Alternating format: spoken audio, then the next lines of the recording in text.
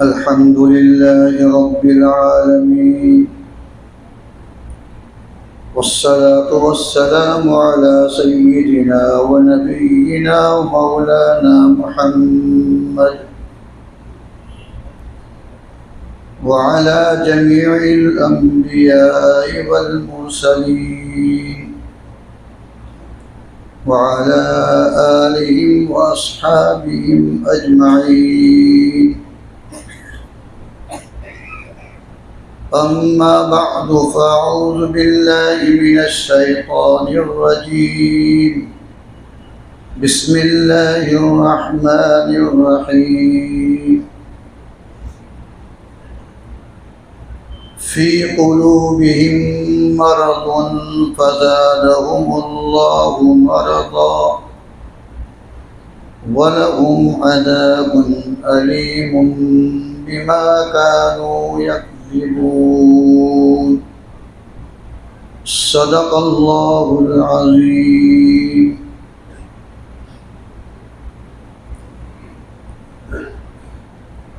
دوستو بزرگو، ہماری یہ مجلس ایک خاص عنوان پر قائم ہوئی اور وہ ہے اصلاح نفس اور اصلاح قلب، اپنے دل کو درست کرنا. اس موقع پر لفظ اصلاح استعمال کیا جاتا ہے. عربی زبان میں اصلاح کہتے ہیں بگاڑ کو درست کرنا، خرابی کو ختم کرنا. اصلاح کا معنی آتا ہے. لہذا جو درستگی موجود ہے اسی کو بیان کرنا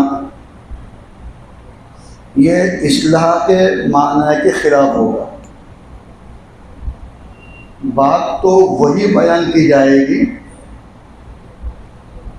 کہ جہاں بگاڑ کے بعد درستگی ہو. بگاڑ کے بعد میں آپ کو مثال دوں، ہم سب نے مغرب کی نماز پڑھی، ماشاء اللہ سب نمازی ہے. اب اسی نماز کی اہمیت کو بیان کروں تو یہ اس مجلس کے عنوان کے خلاف ہوگا. مجھ پر ضروری یہ ہے کہ میں وہ چیزیں بیان کروں کہ جو ہمارے میں نہیں ہے یا جو ہمارے میں بگڑی ہوئی ہے.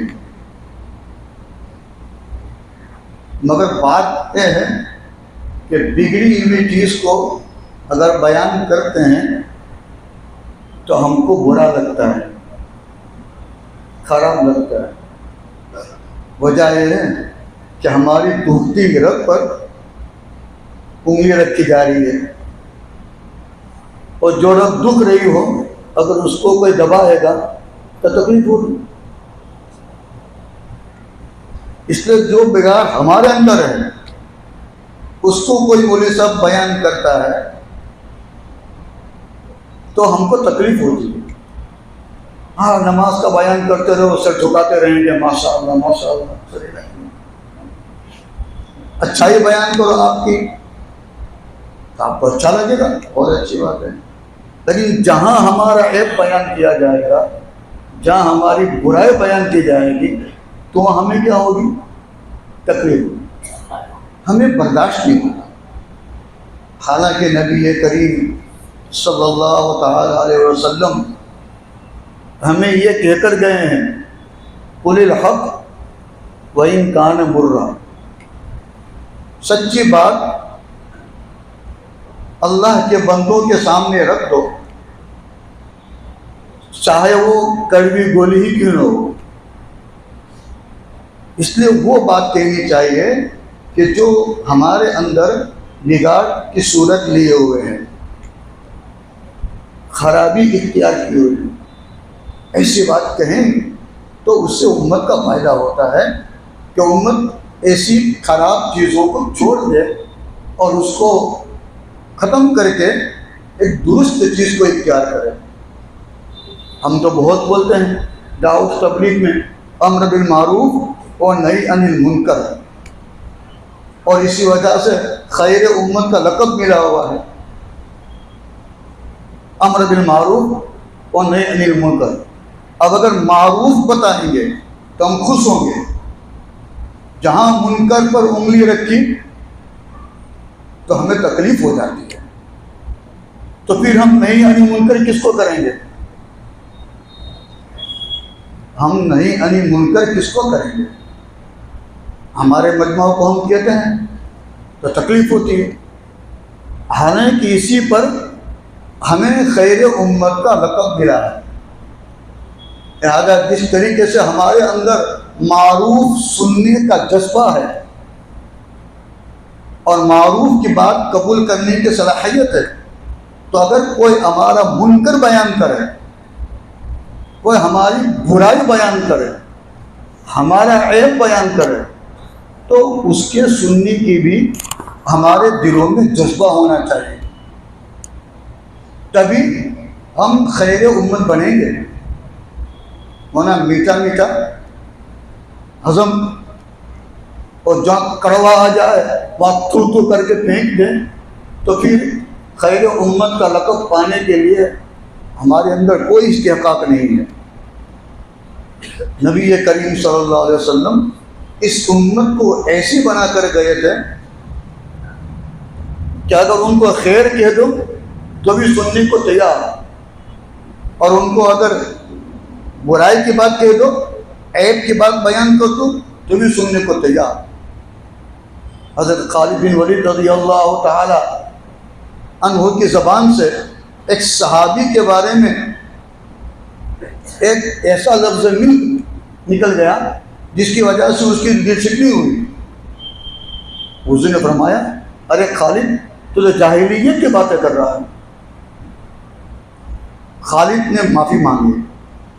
اب سن لیجئے، ہم میں سے کوئی آدمی کو تو یہ کہہ دیں کہ تو جاہلیت کی بات کر رہا ہے تو کیا ہو جائے گا؟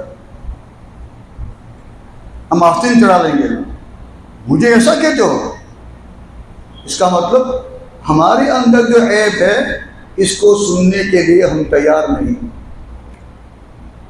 ہمارے اندر جو برائی ہے اس برائی کو ہم سننے کے لیے تیار نہیں، تو ہم خیر امت کا لقب اپنے اوپر کس بنیاد پر لگا رہے ہیں؟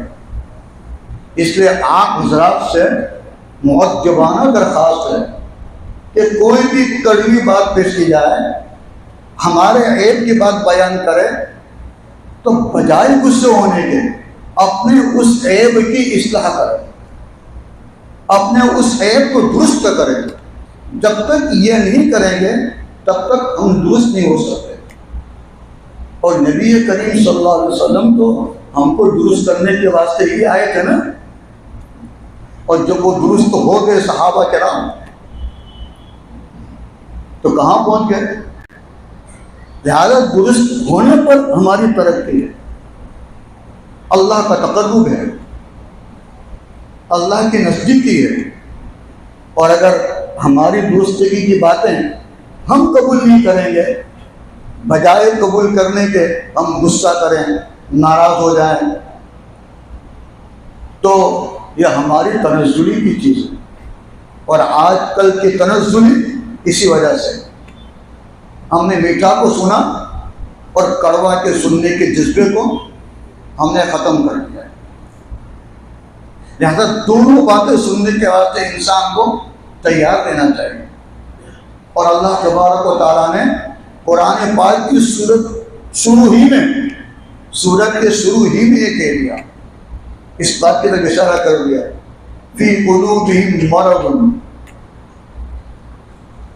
یہود کے دلوں میں بیماری ہے۔ یہود کے دلوں میں کیا ہے؟ بیماری۔ یہ جو آیت میں نے پڑھی، فی قلوبہم مرض فزادہم اللہ مرضا، کہ یہودیوں کے بارے میں نازل ہوئی۔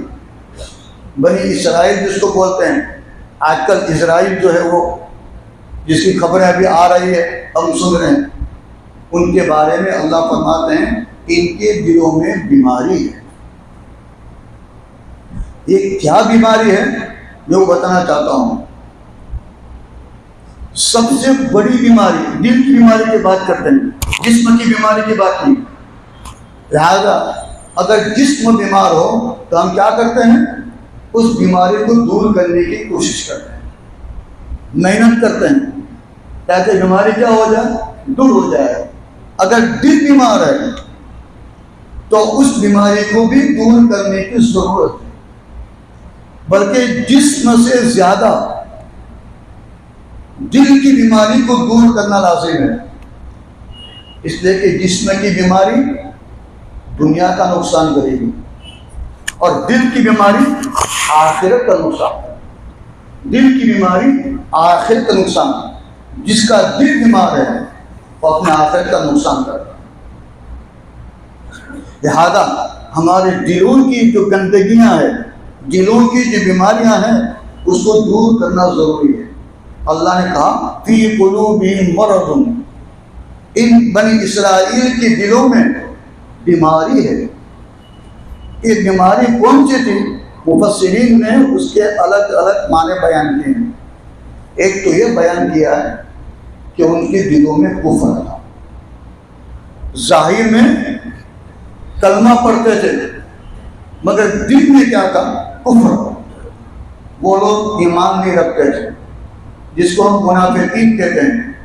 لہذا یہودی نبی کریم صلی اللہ علیہ وسلم کے پاس آیا کرتے تھے، کلمہ پڑھتے تھے مگر دلوں میں کفر تھا۔ یہ ایک بیماری ہے کفر، جو ہمیشہ کا جہنم کا مستحق بنا دیتا ہے۔ لہذا کفر کی بیماری سے اپنے دل کو پاک رکھنا کیا ہے؟ ضروری ہے۔ کفر کی بیماری سے اپنے دلوں کو پاک رکھنا ضروری ہے، بلکہ سب سے بڑی بیماری یہی ہے۔ اور اللہ کے ذات سے امید ہے کہ آپ لوگوں میں یہ چیز نہیں ہوگی، یہ چیز نہیں ہوگی۔ سورہ تحریم میں اللہ فرماتے ہیں یا ایھا الذین کفروا لا تعتذروا اليوم، اے کافرو آج میرے سامنے عذر بیان مت کرو۔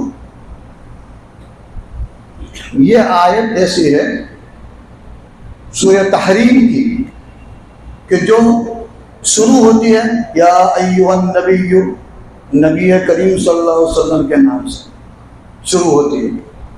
پھر اس کے بعد ازواج نبی صلی اللہ علیہ وسلم اور رضی عنہم، یعنی نبی کریم صلی اللہ علیہ وسلم کی بیویوں کا ذکر ہے جو ایمان والی تھی۔ پھر آگے ہے یا ایھا الذین آمنوا قوا انفسکم واہلیکم نارا، اے ایمان والو اپنوں کو اور اپنی اولاد کو آگ سے بچاؤ۔ پھر اس کے بعد یہ آیت ہے،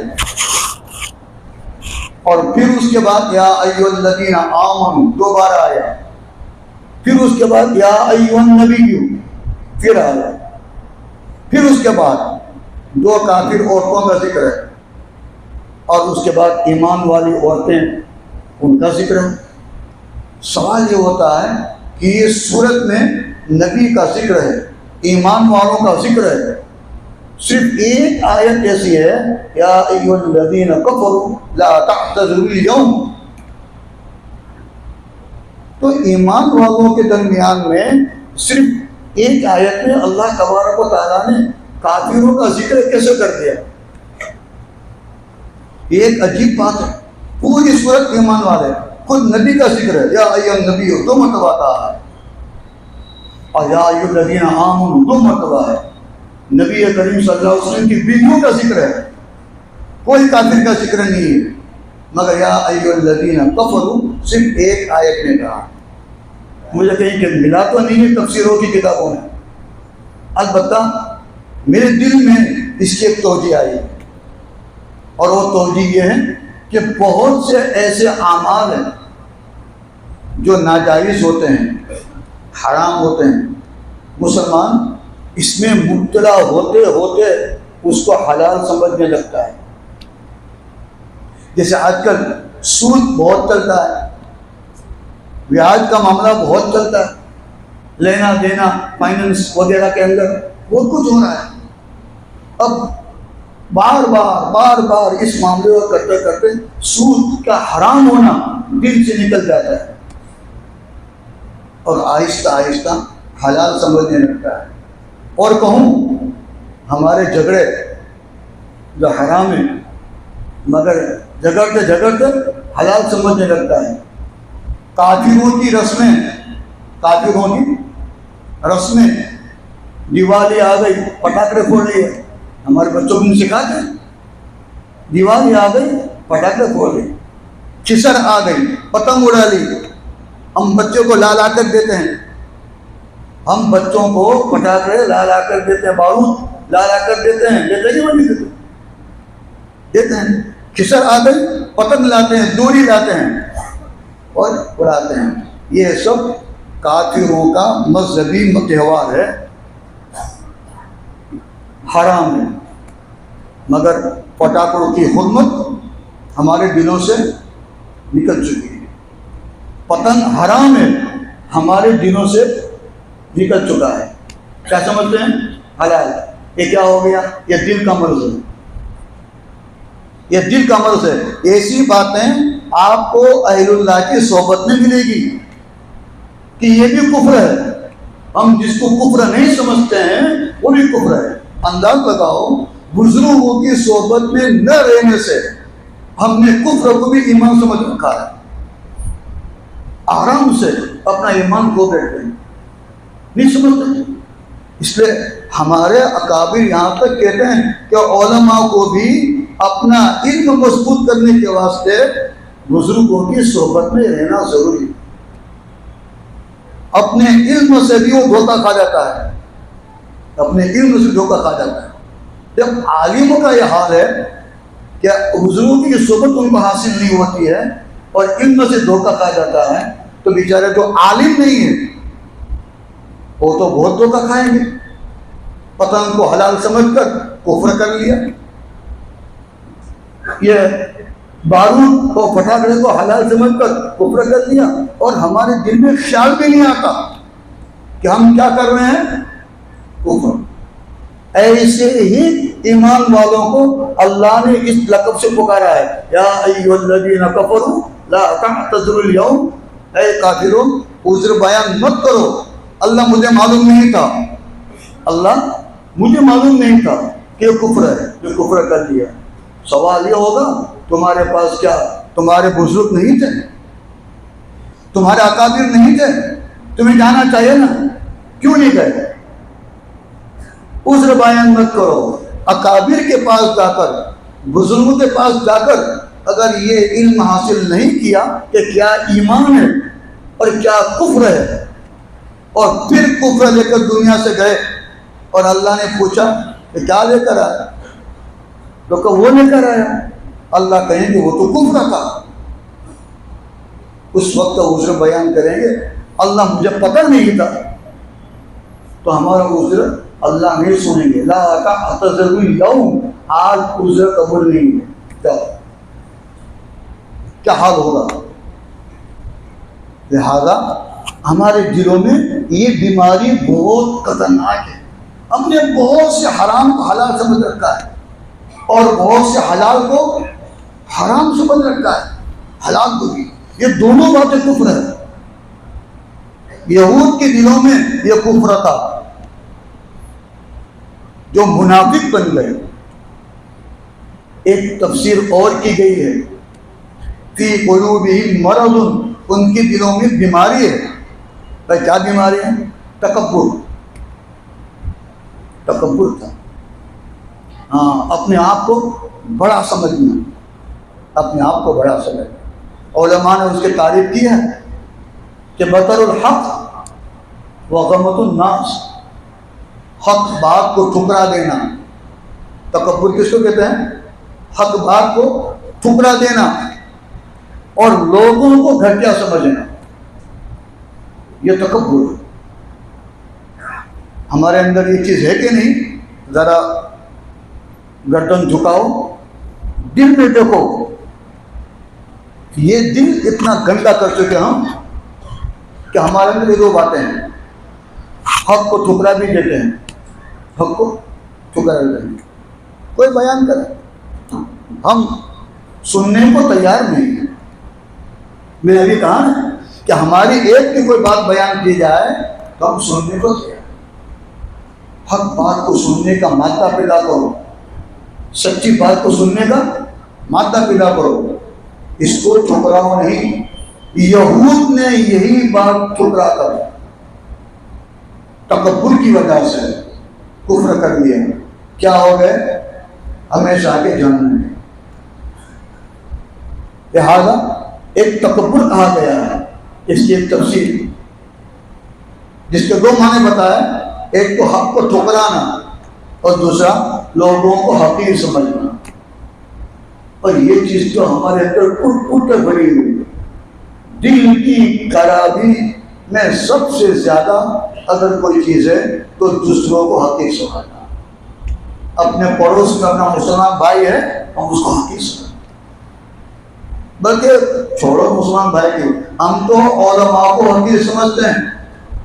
جن علماء کے خیالات ہم سے نہیں ملتے ہیں ہم ان کو بھی حقیر سمجھتے ہیں، ان کو گالیاں دیتے ہیں، ان کی برائیاں کرتے ہیں.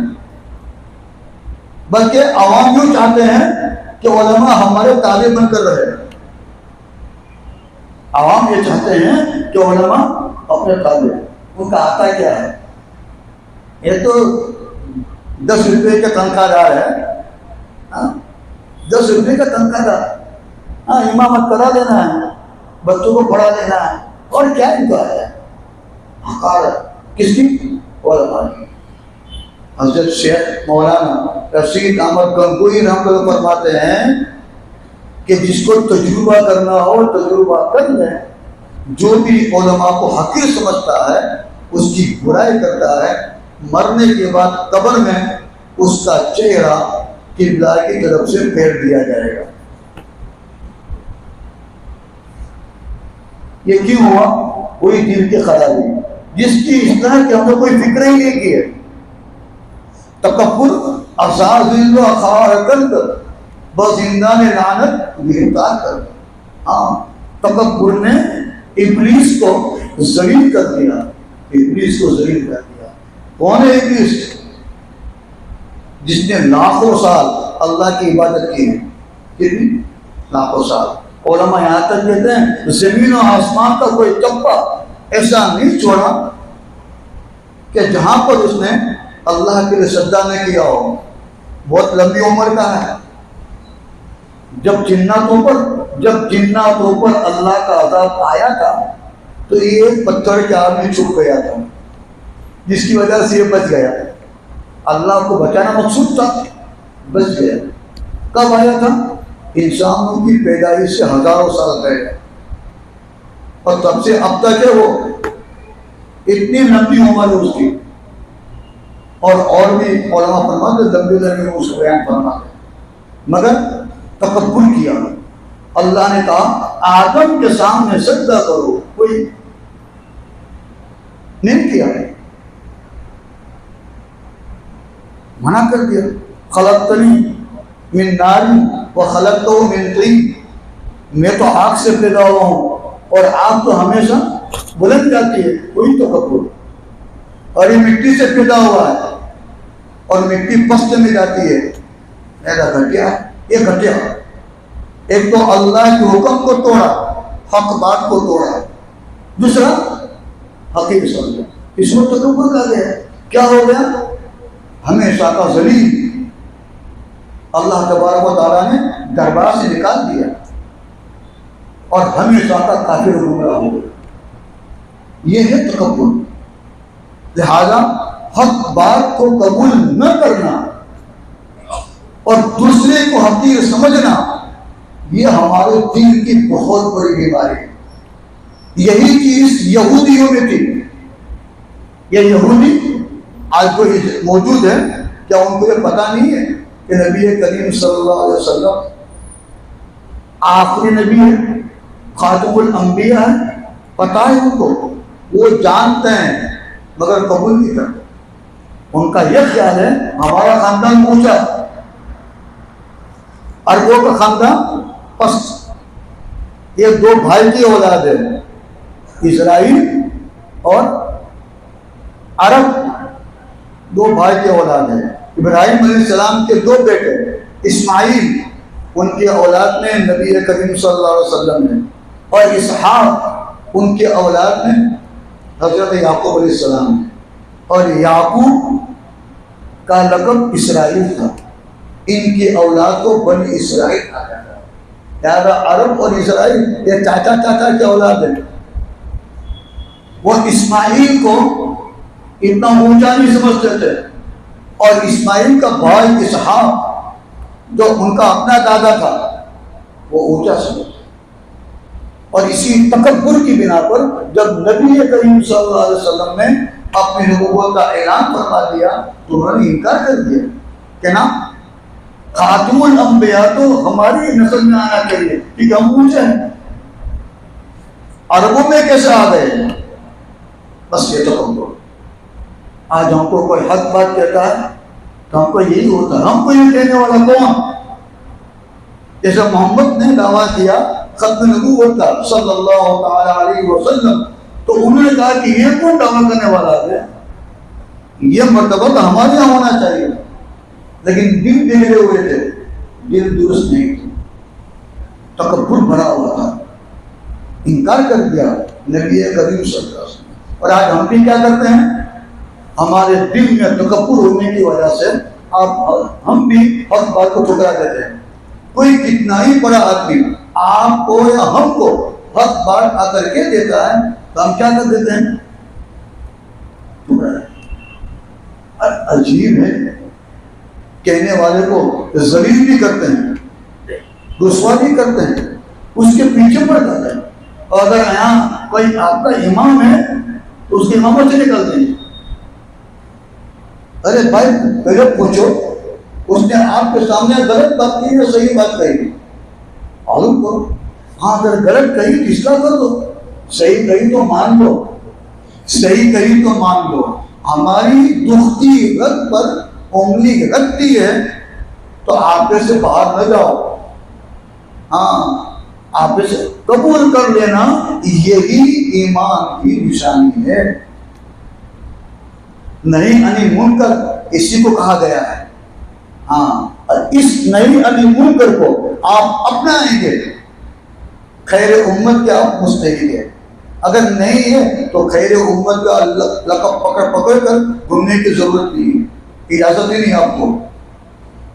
آپ کو اپنا عیب سننے کی طاقت نہیں ہے، آپ کو اپنا عیب سننے کی ہمت نہیں ہے، تو آپ کو خیر امت کا لفظ استعمال کرنے کی اجازت نہیں ہے، سننے برابر۔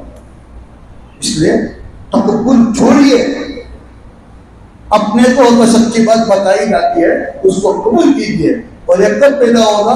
جبکہ ہمارا دل درست ہوگا۔ دل درست، دلوں کو درست کرنے کی بہت ضرورت ہے، ہم نے اس کو گندا کر دیا۔ ایک تفسیر اور کی گئی ہے فی قلوبہم مرض کی، کہ ان یہود کے دلوں میں بیماری ہے۔ بھائی کیا بیماری ہے؟ سنو، حسد۔ ختم نبوت کی نعمت عربوں میں کیوں گئی؟ وہاں سے ختم ہو کر ہمارے پاس آ جانی چاہیے۔ یہ نعمت وہاں پہنچی تو جلن پیدا ہو گئی۔ یہ تو اللہ کا احسان ہے، اللہ کا کرم ہے۔ اللہ تعالیٰ جس کو چاہے ختم نبوت سے نواز دے۔ نبی کریم صلی اللہ علیہ وسلم کو نوازا مگر ان کو جلن پیدا ہو گئی۔ تو دیکھو اس میں کفر آ گیا، اس میں تکبر آ گیا، اس میں حسد آ گیا۔ یہ چیزیں وہ ہے جو ہمارے دلوں کے لیے بھری پڑی ہے۔ کسی کی دشمنی، کسی کی عداوت، کسی کا کینہ، ان گندگیوں کے ساتھ ہمارے جو دینی اعمال ہے اس میں کوئی قوت پیدا نہیں ہوتی۔ آج جو ہمارے دینی کام، چاہے وہ مدارس کی لائن سے ہو، چاہے وہ دعوت و تبلیغ کے لائن سے ہو، جو کمزور ہو چکے ہیں اس کی وجہ یہ سامنے ہے۔ مولانا الیاس صاحب رحمۃ اللہ علیہ، مولانا یوسف صاحب رحمۃ اللہ علیہ، مولانا انعام الحسن صاحب رحمۃ اللہ علیہ، ان کے زمانے میں دیکھا کہ یہ دعوت و تبلیغ کا کام کتنا مضبوط تھا. جو ایک مرتبہ لگ گیا تہجد گزار بن گیا، جو ایک مرتبہ لگ گیا اوابین پڑھنے والا بن گیا، جو ایک مرتبہ چلا گیا تو دعوت و تبلیغ کا خطہ بن گیا، مضبوط حصہ بن گیا. اس کا کوئی عمل چھوٹا نہیں تھا، اس کا کوئی معمول چھوٹا نہیں تھا. اس میں بھی معمولات ہے، خانقاہ میں اگر معمولات ہے تو دعوت و تبلیغ کا معمولات ہے، کوئی معمول چھوٹا نہیں تھا. ہاں اگر گشت، وصولی، تشکیل یہ معمول ہے تو تلاوت قرآن بھی معمول ہے، اشراق و چاشت بھی معمول ہے اس دعوت و تبلیغ کا، عوامل بھی معمول ہے. مگر ہمارا حال دیکھو سب چھپ گیا ہے. اور چھپنے کی وجہ کیا یہ ہے، ہم دلوں کی گندگی کے ساتھ اس کام کو کرنا چاہتے ہیں تو اس کام کو کرتے ہیں. اگلوں کے دل صاف ہو چکے تھے، ایک دم آئینہ جس کے اندر لوگوں کی شکلیں دکھتی تھی، اب ایک دم گندا. گندے پانی میں کچھ نظر آتا ہے؟ کچھ نظر نہیں آ رہا. آج ہمارے دل گندے ہو چکے، حق بھی نظر نہیں آتا، باطل بھی نظر نہیں آتا، اچھائی نظر نہیں آتی، برائی نظر نہیں آتی، سب یکساں ہو گیا ہے، سب یکساں. دلوں کی گندگیوں نے ہمارے سوچنے کا طریقہ بدل دیا ہے، اللہ کے ساتھ کے تعلق کو بدل دیا ہے، سب گناہ کر کے بیٹھے. ان دلوں کو لے کر مستقل علماء کرام ہمارے اکابر بیٹھتے ہیں، آؤ صاف کر لو، اس کی گندگیاں دور کر لو. باقاعدہ اس کی پیچھے محنتیں ہیں جسمانی بیماری کو دور کرنے کے واسطے. جیسے ڈاکٹر ہے، دلوں کی بیماری کو دور کرنے کے واسطے بھی ڈاکٹر ہے، اس کی گندگی کو صاف کرنے کے واسطے بھی ڈاکٹر موجود ہے. مگر ہم کو جانا پڑے گا، چاہے وہ دعوت تبلیغ کے اکابر ہو، چاہے وہ خانقاہ کے اکابر ہو، چاہے مدارس کے اکابر. ان کی صحبت میں باقاعدہ آپ کو رہنا پڑے گا. یہ 2-4 دنوں کا مسئلہ نہیں ہے، یہ 2-4 دنوں کا مسئلہ نہیں ہے، مستقل رہنا پڑے گا. خانقاہی نظام یہ مستقل ضرورت ہے ہمارے. اور ہمارے اکابر نے تو اس کے واسطے بڑے بڑے مجاہدے کیے ہیں، بڑے بڑے مجاہدے کیے ہیں، مشقتوں اٹھائی ہے، محنتوں اٹھائی ہے. شاہ عبد القادر راجپور رحمۃ اللہ علیہ کو ان کے شیخ نے خالی اتنا کہہ دیا، یہ درخت ہے، اس کے نیچے بیٹھ کر اللہ اللہ کرو. تو بارش کا زمانہ ہو، گرمی کا زمانہ ہو، ٹھنڈی کا زمانہ ہو، وہاں بیٹھے اللہ اللہ کرتے رہتے، وہاں سے اٹھتے نہیں. یہ کم قربانی نہیں ہے. بیٹھتا ہوں آپ آدھا گھنٹہ مسجد میں، چونکیاں کاٹے گی آپ کو، ہاں برداشت نہیں ہے. پیر میں کالی چل جائے گی، منجا چل جائے گی، وہی ہو جائے گا، یہ ہو جائے گا، تقاضا پیش آ جائے گا، نہیں بیٹھ پاتے. ہم 1 گھنٹے کے واسطے دینی مجلس میں نہیں بیٹھ سکتے. ہاں مسجد اور جماعت کا کتنا ٹائم ہے؟ 2.5 گھنٹے کی ترتیب ہے. مسجد اور جماعت کی جو مجلس ہوتی ہے اور 2.5 گھنٹے کی ترتیب ہے نا. کہ میں کچھ غلط کہہ رہا ہوں؟ ارے بھائی بولا نا، ہاں یہ نفس پر انگلی رکھ رہا ہوں میں، اس لیے نہیں بول پا رہے آپ لوگ. ہاں 2.5 گھنٹے کی ترتیب ہے، 2.5 منٹ بھی نہیں بیٹھتے ہوں گے، 2.5 منٹ بھی نہیں بیٹھتے ہوں گے. کیا اصلاح ہوگی آپ کی اور میری؟ یہ ترتیب غلط تھوڑی ہے، یہ ہماری دلوں کی اصلاح کے واسطے. بیٹھو 2.5 گھنٹہ مسجد کے اندر، فکر کرو امت کی، کہاں کا بگاڑ ہے، کہاں درستگی ہے. پھر دیکھو آپ کی اصلاح ہوتی کہ نہیں ہوتی. مگر وہ بھی چھوڑ دیا ہم نے. ہم کو دعوت تبلیغ کے اصول بھی قبول نہیں ہے، ہم کو خانقاہ کے اصول بھی قبول نہیں ہے، تو ہمارے دل صاف کہاں سے ہوں؟ 2.5 گھنٹے کی ترتیب مسجد میں لگا دو، دیکھو دلوں کی درستگی ہوتی کہ نہیں ہوتی. لیکن نہیں کر پا رہے. مغرب بعد عوامل پڑھ لو، نہیں پڑھ پا رہے. گھر کی تعلیم کرو، اللہ اکبر، ختم ہو گئے. یہ یہ دعوت تبلیغی خانقاہ کے نظام ہے، وہاں کے اصول ہے، کہاں کر رہے ہیں؟ بہت بڑے دعوے ہمارے اندر، ہم داعی ہیں، انگلیاں رکھ رہا ہوں، ہم داعی ہیں، بہت بڑے دعوے نہیں ہوں۔ آپ کے گھر میں تعلیم ہوتی ہے؟ نہیں ہو رہی؟ کیوں؟ یہ خراب ہو گیا ہے، یہ بیٹھنے نہیں دیتا ہم کو۔ اللہ نہیں ہمارے دل میں، ہمارے دل میں اللہ نہیں ہے، ہمارے دل میں اللہ کا رسول صلی اللہ علیہ وسلم صرف زبان پر ہے، صرف زبان پر ہے، زبان سے چل کر ہمارے حلق میں نہ اللہ آیا ہے، اور زبان سے چل کر ہمارے دل میں نہ رسول آیا ہے۔ جو کچھ ہے زبانی جمع خرچ ہے، الفاظ ہی الفاظ، اور الفاظ برسوں سے بول رہے ہیں، الفاظ برسوں سے بول رہے ہیں، مگر وہ الفاظ ہمارے دلوں تک نہیں پہنچے۔ کب پہنچیں گے؟ وہی مجلسیں ہیں ہمارے اکابر کی مجلسیں، جن کی دلوں میں یہ پہنچ چکے ہیں، ان کے پاس جا کر بیٹھنا پڑے، وہ ہم کو بتائیں گے کس طرح یہ پہنچتا ہے۔ اللہ اللہ دل سے بولو، کیا؟ اللہ اللہ دل سے بولو، تو یہ ہمارا دل، اس کا وزن جب پڑے گا تو درست ہوگا۔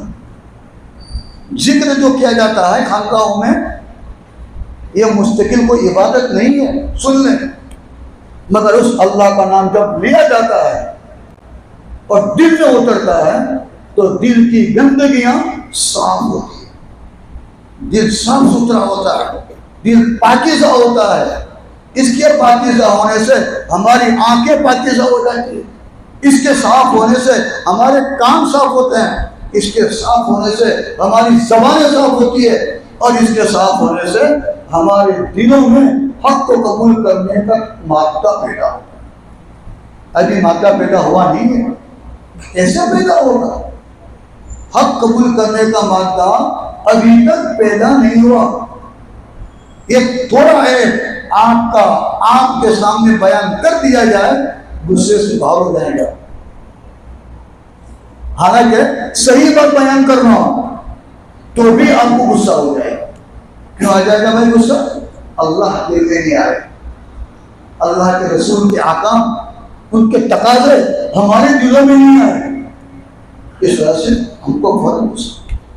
بہت ضرورت ہے اس بات کی کہ بھائی ہمارے دلوں کی درستگی جہاں ہوتی ہے ہم جائیں، یا جو لوگ دلوں کو درست کرنے والے ہیں ان کو اپنے یہاں بلا کر مجالس قائم کر، ایک نظام قائم کر، کسی بھی عالم کے ساتھ یا کسی بھی صاحب نسبت کے ساتھ اپنا تعلق پیدا کر، وہ جو کہے وہی کیا جائے۔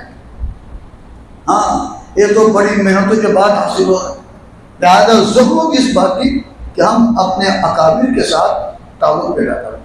یہ نہیں کہتا ہوں کہ خانقاہ کے اکابر، دعوت تبلیغ کے اکابر ہیں جن کی اللہ تبارک و تعالیٰ نے اصلاح کر دی، ان کے پاس بیٹھے، ان کے پاس پوچھیں، ان کی صحبت کو اختیار کریں۔ خالی ملاقات کر کے بھاگ جائیں اور ان کے ساتھ نہ بیٹھیں تو ہمیں کوئی فائدہ حاصل نہیں ہوگا، بلکہ الٹا نقصان ہوگا۔ ہم تو خدا سے مل کر آ گئے، فرشتے بن گئے کیا؟ ہاں، دماغ کھناس بن جاتا ہے۔ بڑوں کی ملاقات، خالی ملاقات دماغ میں کھناسیت پیدا کرتا ہے۔ میں تو بڑوں سے مل کر آیا ہوں، یہ بھی کھناس ہے، یہ بھی ایک طرح کا تکبر ہے جو ہمیں پیدا ہو گیا ہے۔ ارے ان کی صحبت میں رہو، ان کی جوتیاں کھاؤ، ہاں ان کی جوتیاں کھاؤ، ان کے بول کو سنو، وہ اگر ہماری اصلاح کے واسطے کچھ کڑوا بولتے ہیں تو سنو، نفس کو مارو، نفس کو مارو۔ یہ مار کھاتے کھاتے ہمارا دل کیا ہوتا ہے کہ درست ہوتا ہے۔ خالی ظاہری اعتبار سے دینی لائن میں گھوم پھر لینے سے ہمارے قلوب صاف نہیں ہوتے۔ ہم علماء کرام کو بھی یہ کہا جاتا ہے کہ آپ بھی اپنے علم سے کما حق کو فائدہ اٹھانا چاہتے ہیں تو اہل اللہ کی صحبت اختیار کرو۔ اللہ فرماتے ہیں یا ایھا الذین آمنوا اتقوا اللہ وکونوا مع الصادقین، اے ایمان والو اللہ سے ڈرو، اور اللہ سے ڈر پیدا کرنا ہے تو سچوں کے ساتھ رہو۔ سچوں کے ساتھ رہو، جس کا دل، جس کی زبان اور جس کا عمل یکساں ہو۔ ہاں، دل سے کچھ اور باتیں رکھتا ہو، زبان سے کچھ اور بولتا ہو، عمل کچھ الگ ہو، یہ سچے نہیں۔ سچے وہ ہے جو دل میں ہوتا ہے وہی زبان پر آتا ہے، جو زبان پر آتا ہے وہی اس کے عمل میں ہوتا ہے۔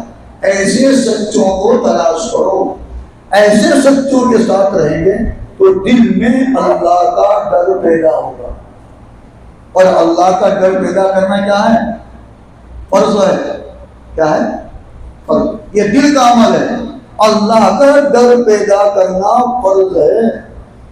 اور جس آدمی کے دل میں اللہ کا ڈر پیدا نہیں ہوا پھر بھی یہ اس کے حاصل کرنے کی کوشش نہیں کرتا تو فرض چھوڑ رہا ہے۔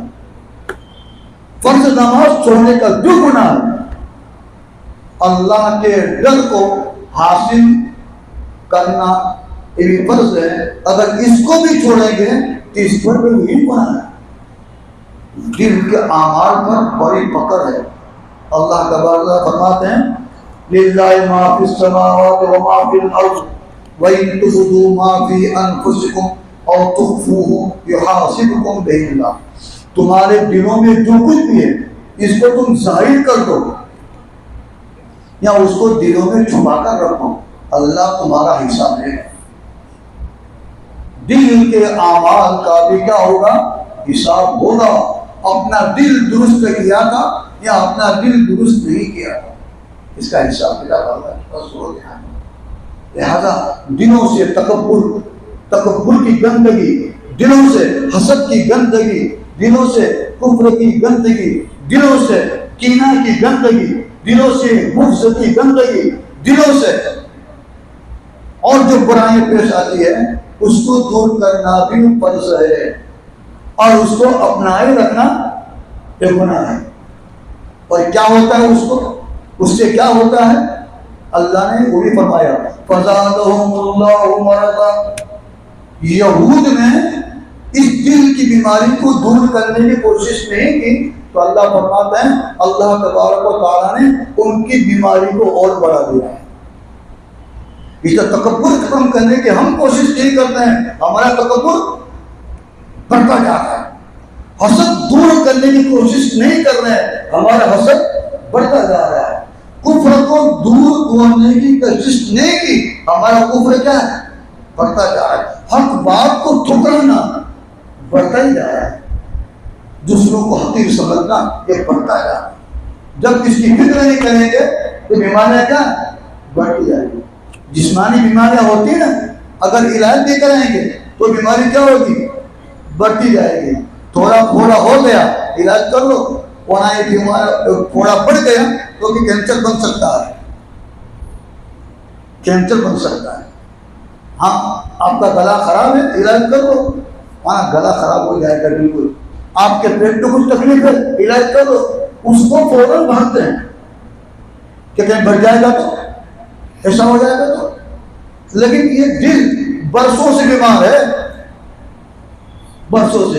کسی کی 30 سال ہو گئے بیماری لے کر چل رہا ہے، کسی کے 40 سال، کسی کے 50 سال، کوئی کو بیچارہ دل کی بیماری کے ساتھ بڑا ہو چکا ہے، مگر دل کی اینٹ نہیں گئی، بڑا ہو چکا ہے مگر اندر سے اینٹ نہیں گئی، تکبر نہیں گیا، حسد نہیں گیا، کینہ نہیں گیا، بلکہ پکا ہو جاتا ہے۔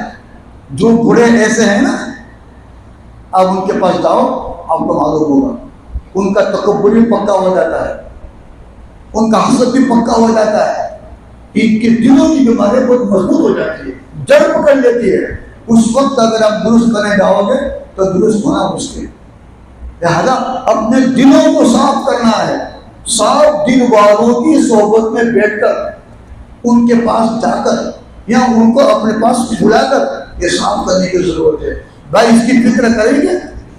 ہاں، اپنے دلوں، اور بہت ضروری ہے، ایک دل صاف ہو جائیں گے تو سب سے بڑا فائدہ یہ ہے کہ اللہ تبارک و تعالیٰ سے ہمارا تعلق اتنا مضبوط ہو جائے گا کہ دوسرے ہمارے ساتھ کیا کر رہے ہیں ہم کو اس کی فکر نہیں ہوگی۔ آج جھگڑے ہو رہے ہیں ہمارے اسی لیے ہو رہے ہیں. تو اس نے یوں بولا تھا, اس نے وہ گالی دی تھی, اس نے ایسا کیا تھا, اس نے ویسا کیا تھا. ہمارے کسی اکابر کو آپ نے دیکھا ہے اس فکر میں پڑھنے کے واسطے؟ بولتا ہوں ان کو فلاں ہے, بڑا مطلب فلاں ہے, ہمارے شیخ صاحب ہے, فلاں شیخ صاحب ہے. کتنی علماء کرام ہیں, چاہے اکابر تبلیغ ہو یا اکابر خانقاہ ہو, بول دو گالی, کیا جواب دیں گے آپ کو؟ اب ان کی برائی کر دو, کیا جواب دیں گے آپ کو؟ کچھ نہیں. دل بن چکا ہے, ان کو یہ پتا ہے کہ سب کچھ جہاں سے ہوتا ہے وہ اللہ کی طرف سے ہوتا ہے. کوئی ہماری تعریف کرتا ہے تو اللہ کی طرف سے, کوئی برائی کرتا ہے تو اللہ کی طرف سے. اس کو بدلہ لینے کی فکر نہیں ہوگی. ہماری زندگی کہاں گزرتی ہے؟ بدلہ لینے میں. کیوں؟ یہ گندا ہے. اگر یہ صاف ہوتا تو کوئی بدلہ کی فکر نہ کرتا, بلکہ کیا فکر کرتا؟ اللہ کی طرف سے کر لو صبر.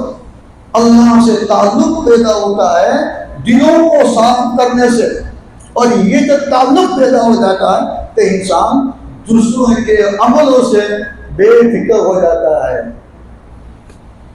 کوئی ٹینشن نہیں, جو بولنا ہو بول دو, ہمیں کیا ہے, کیا بگڑے گا ہمارا.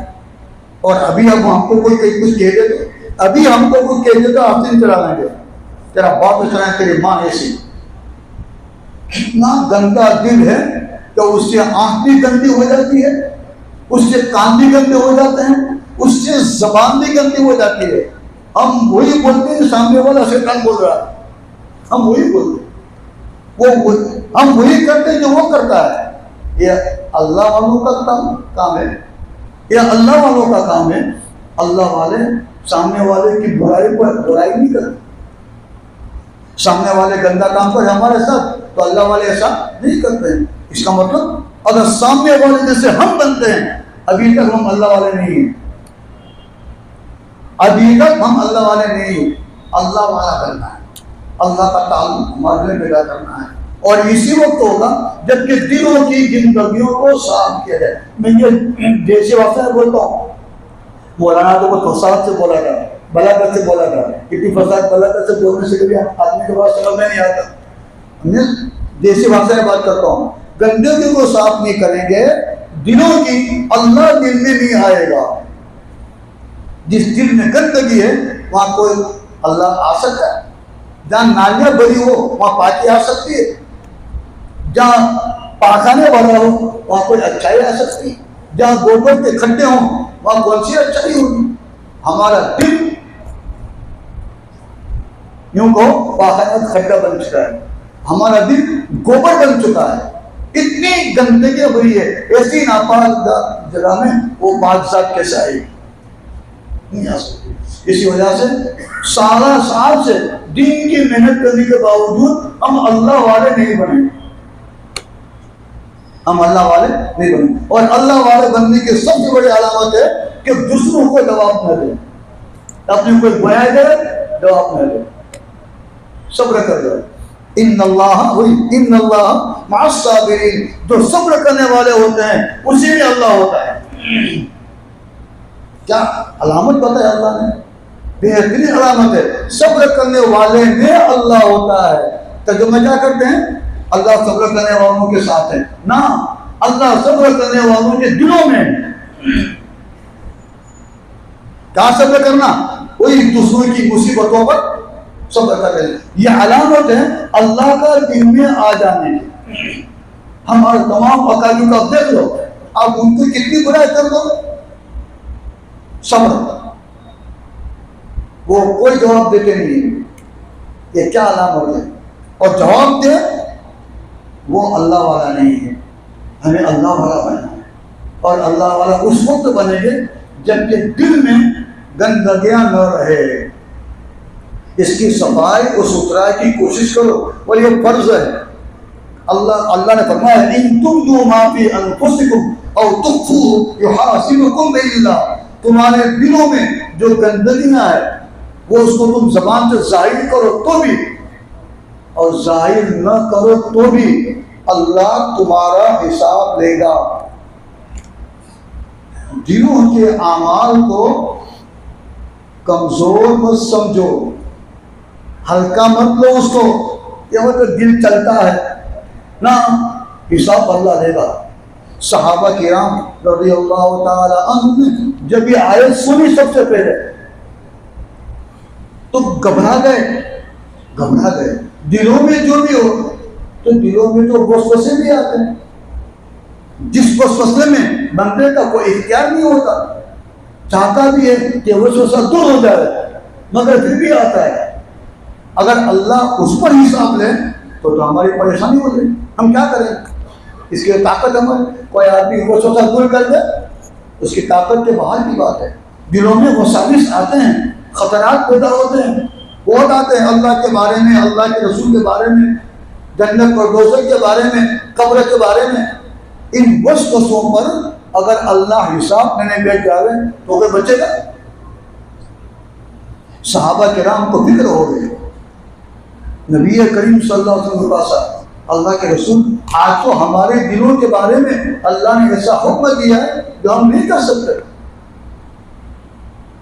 تو حضور نے فرمایا کیا تم یہ کہنا چاہتے ہو جیسے اگلی امتوں نے کہا تھا کہ سمعنا وعصینا، ہم نے سنا لیکن عمل نہیں کریں گے، یہ کہنا چاہتے ہو؟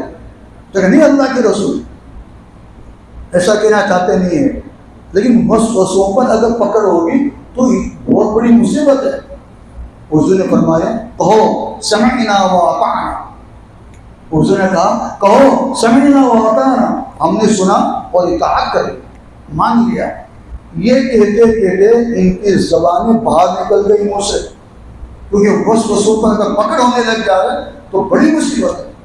پھر اللہ نے فرمایا لا یکلف اللہ نفسا الا وسعها، اللہ تبارک و تعالی بندے کو اس کی طاقت کے مطابق مکلف کرتا ہے، لہذا وسوسے بندے کی طاقت نہیں ہے، اللہ پکڑ نہیں کریں گے۔ خلاصہ یہ ہے کہ دل کا حساب نہیں ہوگا، یہ نہ سمجھیں، دل کا حساب یہ ہوگا کہ کون سی گندگی آپ نے صاف کی اور کون سی گندگی، لہذا اپنے دلوں کو درست کرنے کی فکر کریں، کوشش کریں۔ یہاں تو ان کے پاس جاوے یا ایسے لوگوں کو یہاں بلاوے، اور بلا کر کیا ہے ایک دن کے مجلس کر لے نہیں، اکابر کو بلائیں، باقاعدہ ان کا قیام کرائیں یہاں پر ہفتہ دو ہفتہ، اور ہے ہمارے جیسے اکابر تو ان کو بلایا جائے اور باقاعدہ ان کی صحبت میں آپ رہو۔ ایسا نہیں کہ فجر کا بیان تھا سن کے چلے گئے، پھر 11 بجے مجلس ہوئی سن کے چلے گئے، نہیں، بالکل قیام کے ساتھ۔ کھانا پینا اگر یہاں نہیں ہے تو کھانا پینا گھر پہ کھا کر ہی آ جاؤ۔ جتنے دن اپنے اکابر کو بلا کر نہ رکھو اتنے دن صرف کھانے پینے کے واسطے اور ضرورت کے واسطے باہر جاؤ، 24 گھنٹے ان کے ساتھ میں رہو۔ صحبت کا جو اثر ہوگا وہ اس وقت ہوگا۔ صحابہ کرام کو صحابہ کیوں کہتے ہیں؟ یہ صحبت ہی سے نکلا ہوا صحابہ ہے، صحبت سے نبی کریم صلی اللہ علیہ وسلم صحبت اختیار کر لی، کہاں پہنچ گئے اور ایسے ہو گئے کہ آپ جو بھی حکم دے دیں قبول کرنے کو تیار، چاہے دل مانے چاہے دل نہ مانے۔ لہذا ہمیں اپنے اکابر کی صحبت میں رہنے کی ضرورت ہے، کیا اپنے اکابر کی صحبت میں رہنے کی ضرورت ہے، جانے کی جا کر چلے آنے کے لیے رہیں لمبے دن کیا۔ ہمارے پہلے زمانے میں تو مہینہ مہینہ، 2 مہینے، سال سال، 2 سال، 4 سال، جب تک دلوں کی صفائی کا ہمارے اکابر اپنے مرید کو نہیں کہتے تھے وہاں تک بیٹھے رہتے تھے، اجازت پاتا لیتے تھے کہ آپ جاؤ تمہارا دل صاف ہو گیا۔ ہاں، لہذا ہمارے ان دلوں سے کفر کا، تکبر کا، حسد کا اور اس کے علاوہ اور جتنی برائیاں ہیں ان تمام کی مرض کو، ان تمام بیماریوں کو دور کرنا فرض ہے، اور یہ دور ہو جائے گا تو انسان پھر اللہ تبارک و تعالیٰ دل میں آئے گا تو آپ اس کی نورانیت کو چاروں طرف محسوس کریں گے، اپنے دھندے میں محسوس کریں گے، اپنی نوکری میں محسوس کریں گے۔ کہیں بھی اللہ کے حکم کے خلاف کرنے کو دل قبول نہیں کرے گا، دل کہے گا ایسا مت کر، دل بن جائے گا، دل کہے گا ایسا مت کر۔ مگر اب تو ہمارا دل کیا کہتا ہے؟ دل نہیں کہتا ہے، نفس برائی کو کہتا ہے، نفس برائی کو کہتا ہے، مار دھاڑ کرنے کو کہتا ہے، گالی گلوچ کو کہتا ہے. بس اچھائی کی طرف کبھی ہمارا نفس ہم کو لاتا نہیں، دل لائے گا. اس لیے کبھی کوئی آدمی برائی کرتا ہے تو اندر سے ایک تھوڑی آواز دوسری بھی آتی ہے، ایسا مت کر. کسی کا حرام کا مال دباتا ہے تو دل سے اندر سے دبی دبی آواز آتی ہے، ایسا مت کر. بس وہی دل ہے، اس کی سن لو. ہاں، نبی کریم صلی اللہ علیہ وسلم کو ایک صحابی نے پوچھا، اللہ کے رسول فلاں کام کروں تو کیسا ہوگا؟ تو کہا اس تب کے قلب پر اپنے دل کو پوچھ لے. ہاں، نفس غلط بات بتائے گا، دل غلط بات نہیں بتائے گا. جہاں لذات آئے سمجھے یہاں نفس ہے، اور جہاں بوجھ ہو نا ہاں سمجھو دل ہے. جو بات اندر سے نکلتی ہے اس میں لذت آتی ہے نا، سمجھو یہ نفس ہے. اور جو بات اندر سے آتی ہے اور اس میں لذت نہ ہو، پریشانی ہو، تھوڑا بھاری پڑتا ہو، سمجھو وہ دل سے نکلے گی. آج ہم اس لذت کی باتوں میں لگ چکے ہیں اور وہ راحت کی بات اور وہ جو صحیح بات ہے اس کا ہم بچ چکے. لہٰذا ہمارے دلوں کو صاف کر کے اتنا مضبوط کرنا ہے کہ نفس کی بات دب جائے اور دل کی بات مضبوط ہو جائے، اللہ کا تعلق کیا ہو جائے؟ قائم ہو جائے. لہٰذا ضرور اس بات کی کہ بھائی اپنے دلوں کو بدلنے کی کوشش کریں، فکر کریں، کوشش کریں گے.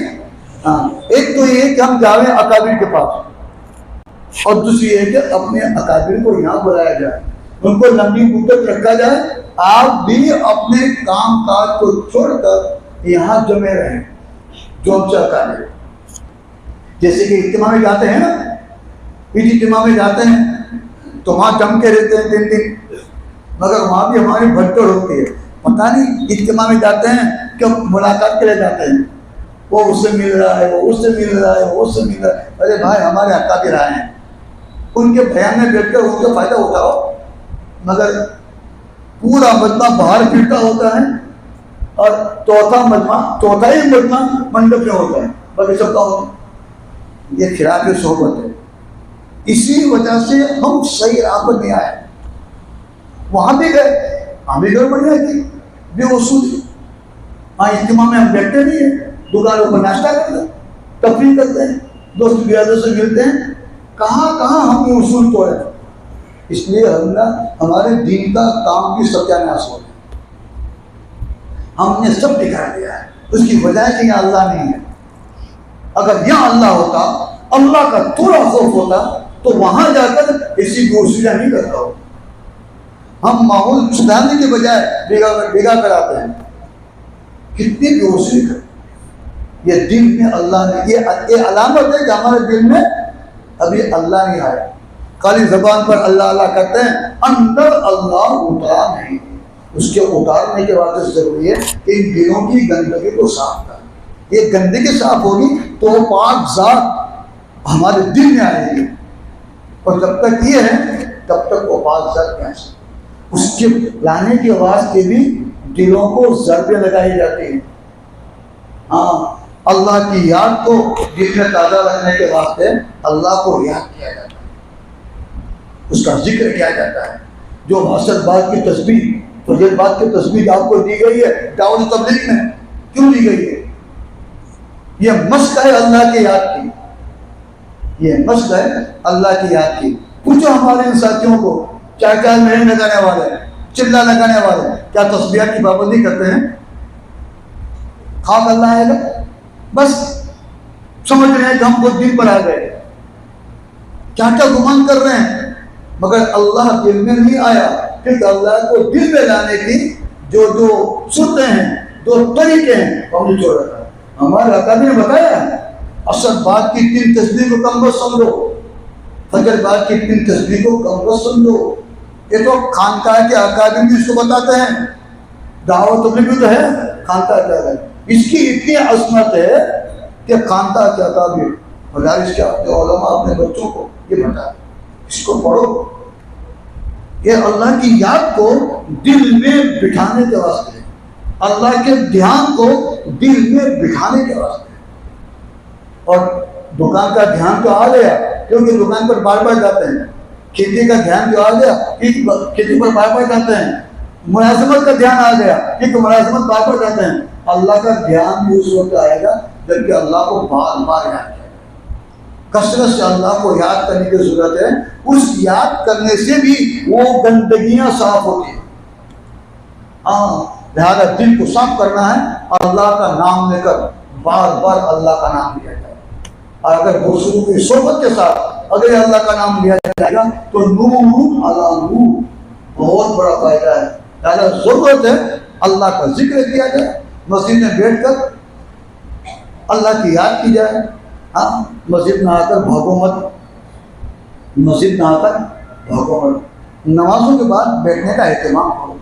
کیا بھاگم بھاگی کرتے ہو یار؟ بھاگے بھاگے آئے، بھاگے بھاگے چلے گئے. کیا کرنے آئے؟ جاؤ، کیا کرنے آئے تھے؟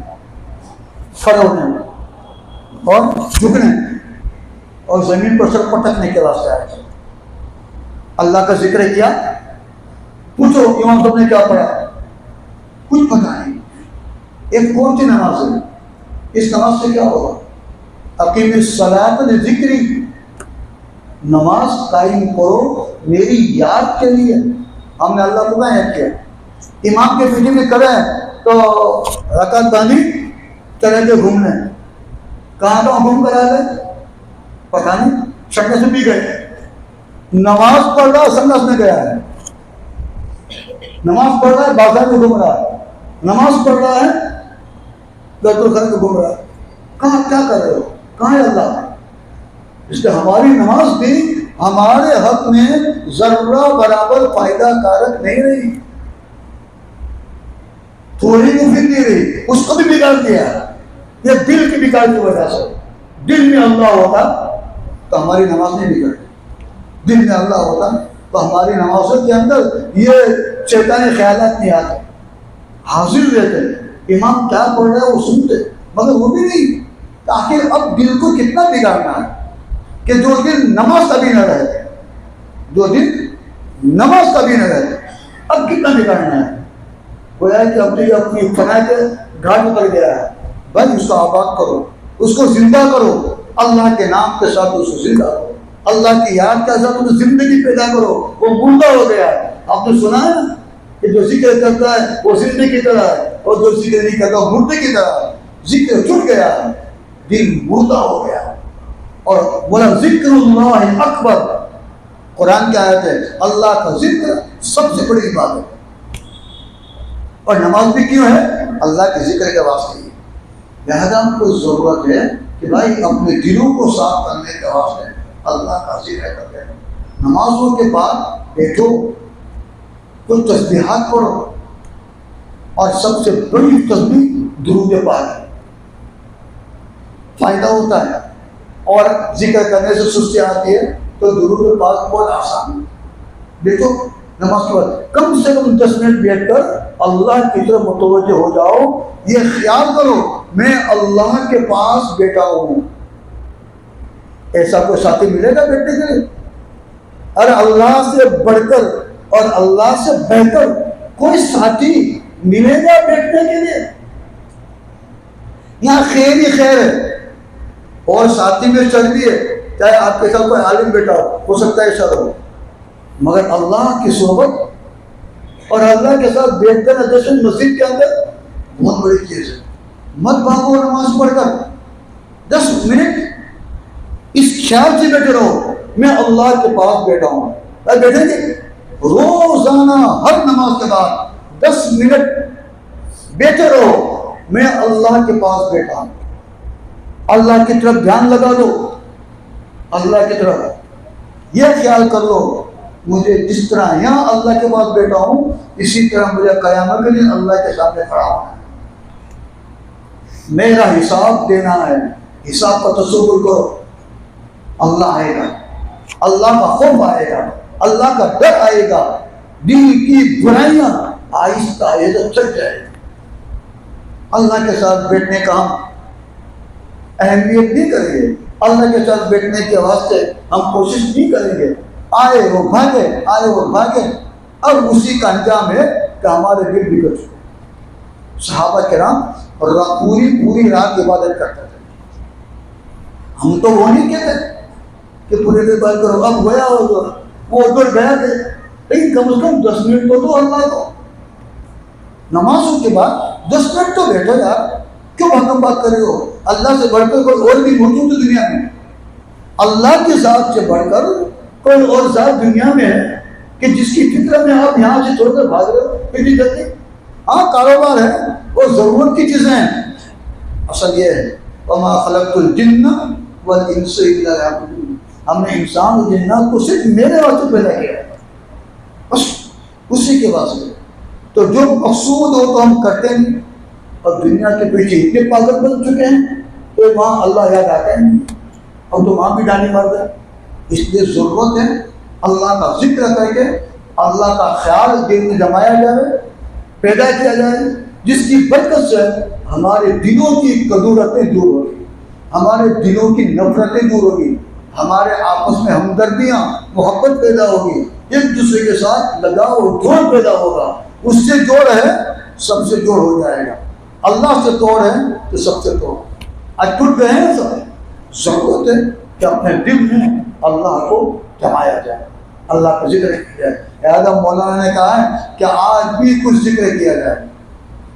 ابھی 10 منٹ زیادہ نہیں، خالی 10 منٹ ذکر کریں گے. اور آپ کو میری جانب سے نصیحت ہے کہ آپ روزانہ 10 منٹ نماز کے بعد دیں.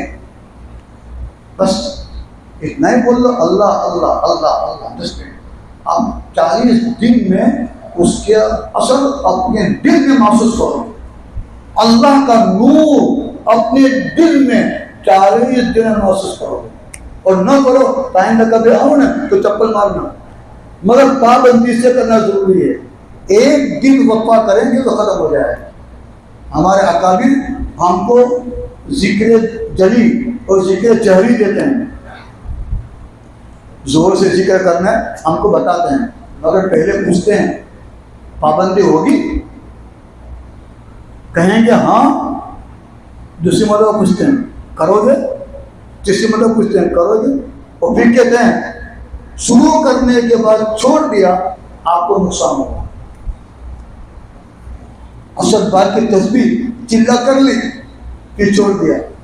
فجر بات کی تسبیح چلا میں کیا اور چلا سے آ کر چھوڑ دیا. نقصان دیکھ رہے ہیں نا.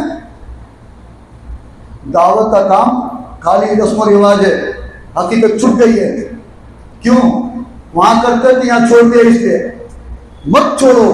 اللہ کا نام لینا شروع کر دو تو مضبوط سے جم جاؤ، اس کی برکتیں تب محسوس ہوگی. اور اگر چھوڑ دو گے تو اس کی نحوستیں ہیں. اور ہم بھی جانتے دنیا میں ایک دوست کی دوستی آپ توڑ دو نقصان بھی ہوگا، اس کے دل میں تکلیف بھی ہوگی. اللہ کا ذکر کر کے اللہ سے دوستی کر لی، اب بند کر دیا تو اللہ کو بھاری پڑ رہا ہے. اللہ لات ماریں گے. آج ہم کو اللہ نے لات مار دی. ایک ایک چلا درود پڑھتے ہیں، ایک ایک چلا تسبیح پڑھتے ہیں اور بعد میں بند کر دیتے ہیں. اس کا نقصان یہ ہے کہ آج لات لگ گئی اللہ کی طرف سے. دل میں اللہ نہیں آیا ابھی تو.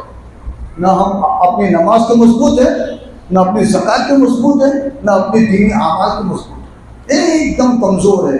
اس کی وجہ ہے کہ اللہ کی طرف سے ہمیں قبولیت نہیں مل رہی ہے. اور نہ ملنے کی وجہ یہ ہے کہ ایک دن کرے 2 دن نہ کرے، 2 دن کرے 3 دن نہ کرے. ایسا نہیں. اگر پابندی کے ساتھ نماز کے بعد 10 منٹ بیٹھیں اور اللہ کا خیال کریں اور اللہ اللہ کریں. میری درخواست ہے آپ کو یہ، اگر اکابر کے پاس نہیں جا سکتے ہیں تو یہی کر لو اور اس کا فائدہ آپ ضرور دیکھیں گے. زیادہ اللہ اللہ کرنے والے بن جاؤ. میں کریں گے نماز کے بعد 10 منٹ بیٹھو، بعد میں جلدی مت کرو اور کر لو اللہ اللہ. اور میں تو اپنے شاگردوں کو جو بات پوچھتے ہیں ان کو بتاتا ہوں کہ نماز کے بعد اللہ اللہ بھی کرتے ہیں تو ہر نماز کے بعد 33 مرتبہ درود پاک بھی پڑھنی چاہیے. درود پاک بہت برکات ہے. صلی اللہ علیہ وسلم اتنا مختصر، کتنے منٹ لگے گی؟ 1 منٹ. صلی اللہ علیہ وسلم 33 مرتبہ اللہ کا نام اور 33 مرتبہ نبی کریم صلی اللہ علیہ وسلم پر درود.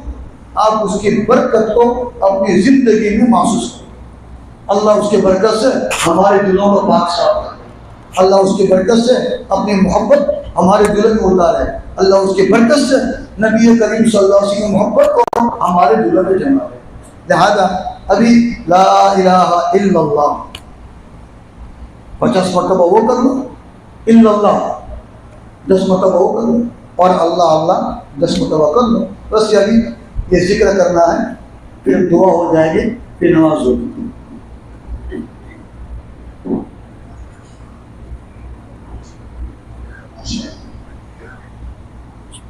دوستوں ذرا اپنے پیٹ کی باتیں ہیں کہ ہم اکابرین کی صحبت میں جا کر